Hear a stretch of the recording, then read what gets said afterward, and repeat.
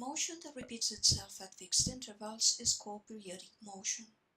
Everyday examples of periodic motion are the motion of windshield wipers on a car or the vibration of a guitar string. In a particular type of periodic motion, we see a mass oscillating around an equilibrium position. This is what happens, for example, with a pendulum or a swing. We call this motion simple harmonic motion. A spring that is stretching and compressing is another example of simple harmonic motion. As we know, in this case, the motion is caused by the spring's restoring force, given by Hooke's law. The time needed to complete one full cycle is called the period of the motion, and the number of cycles in 1 second is called the frequency. Clearly, these two quantities are related. The frequency is the inverse of the period. It is measured in hertz. The position of the mass suspended at the end of this spring varies between two extreme positions, when the spring is fully stretched and when it is fully compressed.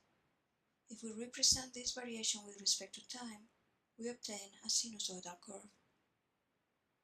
The velocity is zero when the mass is at these two extreme positions, and is highest in magnitude when it is at the equilibrium position, changing in sign depending on whether the spring is stretching or compressing. The possible values of the velocity with respect to the displacement form an ellipse, and the curve of the velocity versus time will be another sinusoid.